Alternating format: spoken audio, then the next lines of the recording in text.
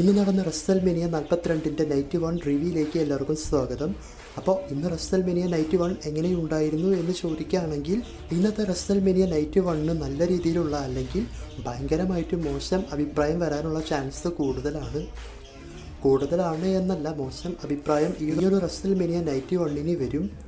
അതുപോലെയുള്ള പരിപാടിയാണ് മെയിൻ ഇവൻറ്റിൽ ചെയ്തു വെച്ചിട്ടുള്ളത്. അതുപോലെ ചെയ്തിട്ടുള്ള മാച്ചുകളിൽ 1-2 മാത്രമാണ് നല്ലതായത്. ബാക്കിയെല്ലാം പെട്ടെന്ന് അവസാനിക്കുന്നത് പോലെയൊക്കെ കാണിച്ച് ഒരു റെസൽമേനിയ കാണുന്ന ഫീല് ഇന്ന് ഉണ്ടായിരുന്നില്ല.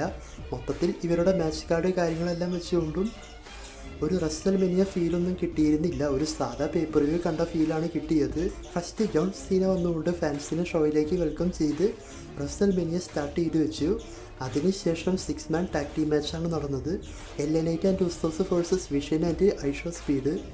അപ്പോൾ ഈ മാച്ചിനെ പറ്റി നോക്കുമ്പോൾ ഇതൊരു ആവറേജ് മാച്ചായിട്ടാണ് തോന്നിയത്. മാച്ചിൻ്റെ അവസാനത്തിൽ IShowSpeed, Austin Theory, Logan Paul ഇവർക്കൊരു സ്പാർക്ക് വരുന്നതായിട്ടും ഈ ഒരു അവസരം ഉപയോഗിച്ചുകൊണ്ട് ആസ്റ്റൻ തിയറിയെ BFT ചെയ്ത് ഈ മാച്ചിൽ LA Knight ടീം വിൻ ചെയ്തു. അതിനുശേഷം ലോഗൻ പോൾ ഐഷോ സ്പീഡിനെ അറ്റാക്ക് ചെയ്ത് അനൗൺസ് ടേബിളിന് മുകളിലേക്ക് ഇട്ട് ജമ്പ് ചെയ്യാൻ വേണ്ടി പ്ലാൻ ചെയ്തപ്പോൾ LA Knight ആൻഡ് ഉസോസ് ഐഷോ സ്പീഡിനെ സേവ് ചെയ്തു. ശേഷം ഐഷോ സ്പീഡിനെ കൊണ്ട് തന്നെ ലോഗൻ പോളിൻ്റെ മേലേക്ക് ജമ്പ് ചെയ്യിപ്പിച്ച് ഒരു സീൻ ക്രിയേറ്റ് ചെയ്തിട്ടുണ്ടായിരുന്നു. അപ്പോൾ ഈ മാച്ച് ഒരു ആവറേജാണ്. ലാസ്റ്റ് ചെയ്ത സംഭവം കൊള്ളാം. അതിനുശേഷം നടന്ന match Jacob Fatu versus Drew McIntyre ഇവർക്ക് തമ്മിലുള്ള അൺസെക്ഷൻ മാച്ചാണ്. അപ്പോൾ ഈ മാച്ചിനെ പറ്റി നോക്കുമ്പോൾ നല്ല അടിപൊളി മാച്ചായിട്ടാണ് ഈ മാച്ച് തോന്നിയത്. രണ്ടുപേരുടെയും പെർഫോമൻസ് ഈ മാച്ചിൽ നന്നായിട്ടുണ്ട്.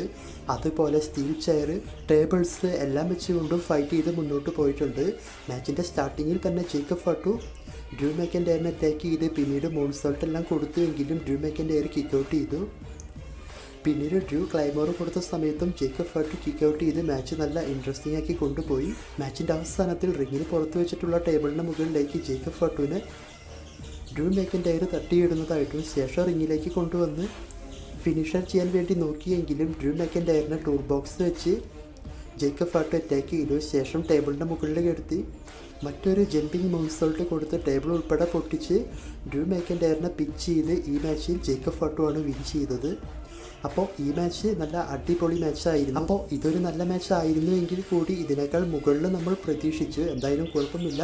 അടുത്ത match women's tag team championship fatal 4-way match. ഈ മാച്ച് നടന്നത് ടാഗ് ടീം ചാമ്പ്യൻസായ Lash Legend and Nia Jax, Alexa Bliss, Charlotte Flair, Lyra Valkyria, Bayley, Bella ട്വിൻസിലെ ബ്രീ ബെല്ല. പിന്നീട് നിക്കി ബെല്ലയ്ക്ക് ഇഞ്ചുറി ആയതുകൊണ്ട് അതിന് പകരം റീപ്ലേസ് ചെയ്തത് പേജാണ്. അതായത് പേജ് WWE റിട്ടേൺ ചെയ്തു 8 വർഷങ്ങൾക്ക് ശേഷം. അതിനുശേഷമാണ് ടാഗ് ടീം ചാമ്പ്യൻഷിപ്പ് മാച്ച് നടന്നത്. അപ്പോൾ ഈ മാച്ചും നമ്മൾ പ്രതീക്ഷിച്ച ലെവലിലൊന്നും വന്നില്ല. അതായത് മാച്ച് സ്റ്റാർട്ട് ചെയ്ത് വളരെ പെട്ടെന്ന് അവസാനിക്കുന്നതായിട്ട് കാണിച്ചു. മാച്ചിൻ്റെ അവസാനത്തിൽ പേജ് ഇറങ്ങി ഷാർലറ്റ് അലക്സ ബ്ലസ്സുമായിട്ടൊക്കെ ഫൈറ്റ് ചെയ്തു. പിന്നീട് ഷാർലറ്റ് പേജിന് ഫിനിഷർ കൊടുത്ത് അലക്സ ബ്ലസ്സിനെ കൊണ്ട് ഫിനിഷർ ചെയ്യിപ്പിക്കാൻ വേണ്ടി പ്ലാൻ ചെയ്തപ്പോൾ നിക്കി ഇഞ്ചുറി സംഭവിച്ച് കൊണ്ടുവന്ന ആ ഒരു സ്റ്റിക്കെല്ലാം വെച്ച് ഷാർലറ്റിനെ അറ്റാക്ക് ചെയ്തു. എന്നിട്ടും അലക്സ ബ്ലസ് ഫിനിഷർ ചെയ്യാൻ നോക്കി. പക്ഷേ പേജ് കാല് വെച്ച് കൊടുത്തുകൊണ്ട് അലക്സ ബ്ലസ്സിനെ ഫിനിഷർ അടിച്ച് ഈ മാച്ചിൽ പേജ് മൂലം ബെല്ല ട്വിൻസാണ് ഈ മാച്ച് വിൻ ചെയ്തത്. അതായത് പേജ് ആൻഡ് ബ്രീ ബെല്ല. അപ്പോൾ പേജ് തിരിച്ചു വന്നപ്പോൾ ടാഗ് ടീം ചാമ്പ്യൻഷിപ്പൊക്കെ കൊടുത്തത് നന്നായി. പക്ഷേ ഇതിൽ മുങ്ങിപ്പോയൊരു ടീമുണ്ട്, നമ്മുടെ ബെയ്ലി ആൻഡ് ലൈറ വൾക്കിരിയ. ഇവർക്കായിരുന്നു നല്ലൊരു അവസരം. അതായത് ഫസ്റ്റ് ബെല്ല ട്വിൻസിന് തന്നെയാണ്. പക്ഷേ നിക്കിക്ക് ഇഞ്ചുറി സംഭവിച്ചതുകൊണ്ട് ഇവർ ജയിക്കുന്നത് പോലെയാണ് സ്റ്റോറിയൊക്കെ കൊണ്ടുപോയത്. എന്തായാലും 8 വർഷങ്ങൾക്ക് ശേഷം തിരിച്ചു വന്ന് പേജ് ചാമ്പ്യൻഷിപ്പ് വിൻ ചെയ്തേക്കാണ്. പിന്നീട് women's intercontinental championship match IC champion AJ Lee versus Becky Lynch. അപ്പോൾ ഈ മാച്ചിനെ പറ്റി നോക്കുമ്പോൾ ഇത് അത്യാവശ്യം കുഴപ്പമില്ലാത്ത മാച്ചായിരുന്നു. മാച്ചിൻ്റെ പകുതിക്ക് വെച്ച് ബെക്കി ലഞ്ചിന് റഫറിയുമായിട്ട് സ്പാർക്കെല്ലാം വന്നപ്പോൾ ഈ മാച്ച് എങ്ങനെയെങ്കിലും AJ Lee വിൻ ചെയ്യും എന്നാണ് വിചാരിച്ചത്. പക്ഷേ AJ Leeനെ ചീറ്റ് ചെയ്ത് ആ ടൈം ബക്കറിൻ്റെ അവിടുത്തെ എല്ലാം അഴിച്ച് കളഞ്ഞ് അതിൻ്റെ മുകളിലേക്ക് അറ്റാക്ക് ചെയ്ത് ശേഷം ഫിനിഷറൊക്കെ കൊടുത്ത് ഈ മാച്ചിൽ ബെക്കി ലഞ്ചാണ് ന്യൂ ചാമ്പ്യൻ ആയത്. അപ്പോൾ ഈ മാച്ച് വന്ന സമയത്ത് ഞാൻ വിചാരിച്ചത് AJ Lee തന്നെ വിൻ ചെയ്യുമെന്നാണ്. കാരണം 11 വർഷമൊക്കെ കഴിഞ്ഞാണ് ഒരു റെസൽമേനിയയിൽ അവർ ഫൈറ്റ് ചെയ്യാൻ പോകുന്നത്. ഇതിപ്പോൾ എലിമിനേഷൻ ചേംബറിൽ AJ Leeനെ ചാമ്പ്യൻ ആക്കിയിട്ട് വീണ്ടും റെസൽമേനിയയിൽ കൊണ്ടുവന്ന് പൊട്ടിച്ച്. പിന്നെ സ്റ്റോറി വെച്ച് നോക്കുമ്പോൾ ബെക്കി ലഞ്ച് തന്നെയാണ് വിൻ ചെയ്യേണ്ടത്. കാരണം 3-4 ബ്ലാക്ക് വീഡോ സബ്മിഷൻ മൂവിൽ നമ്മുടെ ബെക്കി ലഞ്ച് AJ Leeക്ക് ടാപ്പ് ഔട്ട് ചെയ്തിട്ടുണ്ട് മിക്സഡ് ടാഗ് ടീം മാച്ച് ഉൾപ്പെടെ. പക്ഷേ എന്നാലും AJ Lee വിൻ ചെയ്യണമായിരുന്നു എന്നാണ് എൻ്റെ അഭിപ്രായം. അടുത്ത മാച്ച് ഗന്തർ വേഴ്സസ് സെത്ത് റോളൻസ്. അപ്പോൾ ഈ മാച്ചിനെ പറ്റി നോക്കുമ്പോൾ ഈ മാച്ചിന് പ്രത്യേകിച്ച് സ്റ്റോറിയൊന്നുമില്ല. പക്ഷേ മാച്ച് ഒരു വേറെ ലെവൽ മാച്ചായിട്ടാണ് തോന്നിയത്. അതായത് ഇന്ന് റെസൽമേനിയ നൈറ്റ് 1 നടന്നതിൽ ഒരു നല്ല മാച്ച് ഉണ്ടെങ്കിൽ അത് സെത്ത് വേഴ്സസ് ഗന്തർ മാച്ചാണ്. മാച്ചിൻ്റെ സ്റ്റാർട്ടിങ്ങിൽ തന്നെ സെത്ത് റോളൻസിനെ അറ്റാക്ക് ചെയ്ത് ഗന്തർ പവർ ബോംബൊക്കെ ചെയ്തു. പിന്നീട് സെത്ത് റോളൻസും അതിന് പ്രതികാരമൊക്കെ ചെയ്താണ് മാച്ച് സ്റ്റാർട്ട് ചെയ്തത്. അതുപോലെ മാച്ചിൻ്റെ പകുതിക്ക് വെച്ച് ഗന്തർ പവർ ബോം ചെയ്തപ്പോൾ സെത്ത് അത് കിക്ക് ഔട്ട് ചെയ്തു. പിന്നീട് സെത്ത് ഗന്തറിന് പിടികിരി അതുപോലെ തന്നെ ഫസ്റ്റ് ഫിനിഷറും കൊടുത്തുവെങ്കിലും ഗന്തർ അത് കിക്ക് ഔട്ട് ചെയ്തു.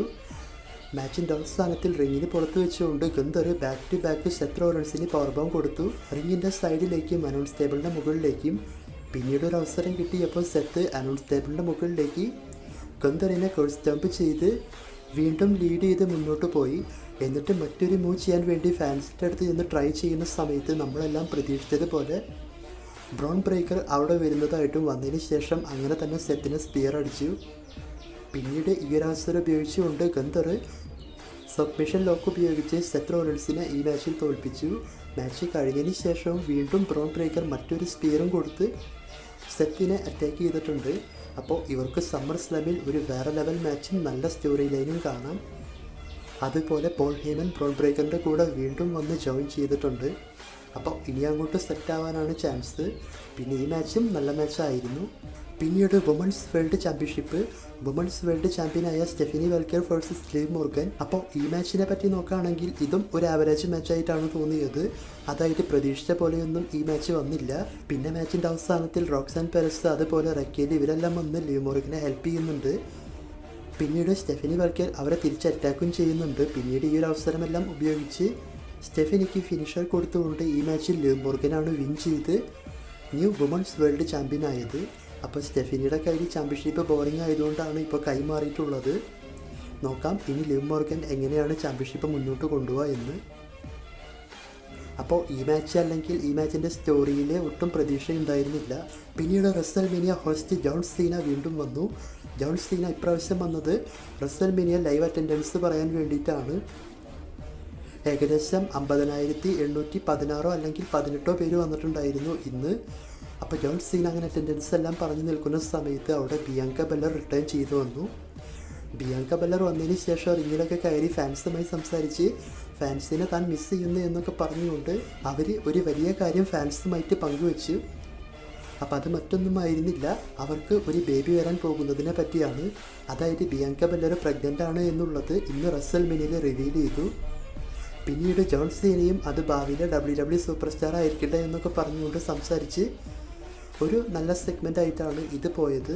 അപ്പോൾ മോണ്ടക്സ് ഫോർഡിനെ വെറുതെ അല്ല സ്മാക്ക് ഡൗണിലൊന്നും കാണാത്തത്, ചുമ്മാ പറഞ്ഞതേ ഉള്ളൂ. പിന്നീട് WrestleMania 91 main event match, undisputed WWE championship match, WWE champion Cody Rhodes versus Randy Orton. അപ്പോൾ ഈ മാച്ച് എങ്ങനെയുണ്ട് എന്ന് ചോദിക്കുകയാണെങ്കിൽ ഈ മാച്ചാണ് റെസൽമേനിയ 91 ഏറ്റവും മോശം മാച്ച് എന്ന പേരിൽ അറിയപ്പെടാൻ പോകുന്നത്. അതായത് മാച്ച് സ്റ്റാർട്ട് ചെയ്തൊക്കെ സെറ്റായിട്ടുണ്ട്. അതായത് പാറ്റ് മെക്കാഫി കോഡി റോഡ്സിനെ മൈക്രോഫോൺ വെച്ച് അറ്റാക്ക് ചെയ്തു. ശേഷം റാൻഡി ഓർട്ടനും കോഡി റോഡ്സിനെ ഭയങ്കരമായൊക്കെ അറ്റാക്ക് ചെയ്താണ് മാച്ചൊക്കെ സ്റ്റാർട്ട് ചെയ്തത്. പിന്നീട് മാച്ച് എപ്പോഴത്തെയും പോലെ വലിക്കാനായിട്ട് തുടങ്ങി. അതായത് ഭയങ്കര സ്ലോവിലാണ് മാച്ച് പോയത്. പിന്നെ എനിക്ക് ഇഷ്ടമില്ലാത്തൊരു കാര്യം ഈ മാച്ചിൽ കൂടുതലായിട്ടും കാണിച്ചു. അതായത് റാൻഡി ഓർട്ടൻ്റെ ബാക്ക് ഇഞ്ചുറി. റാൻഡിക്ക് ഇഞ്ചുറി ഉണ്ട് എന്ന് നമ്മൾക്ക് എല്ലാവർക്കും അറിയാം. പക്ഷെ അതിങ്ങനെ എടുത്തെടുത്ത് കാണിക്കുമ്പോൾ ഭയങ്കര ഇറിറ്റേറ്റിംഗ് ആവുന്നുണ്ട്. അപ്പോൾ അത് ഇത്രയും നാളില്ലാണ്ട് ഈ ഒരു മാച്ചിൽ കൊണ്ടുവന്ന് കാണിച്ച് സെറ്റായില്ല. ഇതുപോലെ തന്നെയാണ് കോഡിയുടെ കൂടെ മുൻപ് നടന്ന മാച്ചിലും ഇതേ പോയിന്റ് തന്നെയാണ് WWE കാണിച്ചത്. പിന്നീട് കോഡി റോഡ്സിനെ റാൻഡി ഓർട്ടൻ ക്രോസ് റോസ്റ്റ് ചെയ്തു. Cody Rhodes Randy Orton RKO ചെയ്തു. അവസാനത്തിൽ കോഡി റോഡ്സ് ഒരു വില്ലൻ്റെ പോലെയൊക്കെ പെരുമാറാൻ തുടങ്ങി. എന്നിട്ട് റാൻഡി ഓർട്ടൻ്റെ കണ്ണിലൊക്കെ അറ്റാക്ക് ചെയ്തു. പിന്നീട് റാൻഡി കോഡിയാണെന്ന് കരുതി റഫറിക്ക് RKO എല്ലാം കൊടുത്തു. പിന്നീട് കോഡി ഈ ഒരു അവസരം ഉപയോഗിച്ചുകൊണ്ട് ഒരു സൂപ്പർ കോഡി കട്ടർ ചെയ്യാൻ നോക്കിയെങ്കിലും റാൻഡി അത് റിവേഴ്സ് ചെയ്ത് RKO ആക്കി മാറ്റി. പക്ഷേ റഫറി ഉണ്ടായിരുന്നില്ല. പിന്നീട് ഇഞ്ചുറി സംഭവിച്ചു പോയ പാറ്റ് മെക്കാഫി റഫറി ആയിട്ട് വന്നു. അത് ഞാൻ പറയാൻ വിട്ടുപോയി. അതിപ്പോൾ അത്ര വലിയ കാര്യമൊന്നുമല്ല. ജെല്ലി റോളൊക്കെ വന്നുകൊണ്ട് പാറ്റ് മെക്കാഫിനെ കമൻറ്ററി ടേബിളിൻ്റെ മുകളിൽ വെച്ച് അറ്റാക്ക് ചെയ്തിട്ടുണ്ടായിരുന്നു. അങ്ങനെ പാറ്റ് മെക്കാഫി വന്ന് പിൻ ചെയ്യുന്ന സമയത്ത് കോഡി അത് കിക്ക് ഔട്ട് ചെയ്തു. ഇത് കണ്ട് ദേഷ്യം വന്ന റാൻഡി പാറ്റ് മെക്കാഫിക്ക് ഒരു RKO കൊടുത്തു. പിന്നീട് കോഡി റോഡ്സിനെ ലോ ബ്ലോ ചെയ്യാൻ വേണ്ടി നോക്കിയെങ്കിലും കോഡി റോഡ്സ് മാറി റാൻഡി ഓട്ടനെ ഒരു ലോ ബ്ലോ കൊടുത്തു. എന്നിട്ട് ക്രോസ് റോഡ്സ് ഫിനിഷർ ചെയ്ത് ഈ മാച്ചിൽ റാൻഡി ഓട്ടനെ പിൻ ചെയ്ത് കോഡി റോഡ്സ് ആണ് സ്റ്റിൽ ചാമ്പ്യനായത്.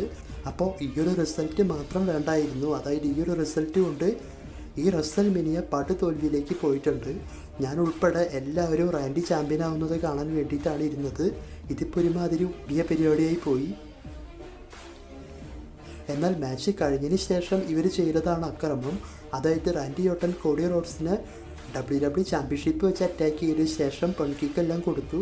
അപ്പോൾ ഈ ഒരു സംഭവം ആദ്യം ചെയ്യുക, അതായത് പാറ്റ് മെക്കാഫി വരുന്നതിനേക്കാൾ മുൻപായിട്ട് റാൻഡി ഓട്ടൻ കോഡിക്ക് പൺകിക്ക് കൊടുത്ത് പിന്നീട് പാറ്റ് മെക്കാഫി വന്ന് റാൻഡി ഓട്ടനെ സഹായിച്ച് റാൻഡി ചാമ്പ്യൻ ആയിരുന്നു എങ്കിൽ സെറ്റായാന്. ഇതിപ്പോൾ സഹായിക്കാമെന്ന പാറ്റ് മെക്കാഫിക്ക് ആർക്കെയോ കൊടുത്തു. ടാഗ് ടീമായി നിൽക്കുന്ന റെസ്ലേഴ്സിന് കൊടുത്ത ഒരർത്ഥമുണ്ട്. ഇതിപ്പോൾ സഹായിക്കാമെന്ന ആൾക്കാണ് കിട്ടിയത്. സത്യം പറഞ്ഞ കറക്റ്റായിട്ടുള്ള എൻഡിങ് ഒന്നും ഈ തെണ്ടികളുടെ കയ്യിൽ ഉണ്ടായിരുന്നില്ല എന്ന് തോന്നിപ്പോയി ഈ മാച്ച് കണ്ടപ്പോൾ. അപ്പോൾ ഈ മാച്ചിന് നല്ല രീതിയിൽ നെഗറ്റീവ് വരും, അത് ഉറപ്പാണ്. എന്തായാലും റസൽമേനിയ നൈറ്റ് 1 മൊത്തത്തിൽ വലിച്ചു എന്ന് ഞാൻ പറയുന്നില്ല. സെത്ത് ഗന്ധർ മാച്ച് സെറ്റാണ്, ജേക്കബ് ഫട്ടു ഡ്രൂ മെക്കിൻ്റെയും മാച്ച് സെറ്റാണ്. ബാക്കിയെല്ലാം എന്തൊക്കെയോ കാട്ടിക്കൂട്ടി എവിടെയൊക്കെയോ എത്തിയ പോലെയാണ് തോന്നിയത്. അപ്പോൾ ഇതൊക്കെയാണ് റസൽമേനിയയിൽ നടന്നത്. റസൽമേനിയനെ പറ്റി നിങ്ങളുടെ അഭിപ്രായം കമൻറ്റ് ചെയ്യുക.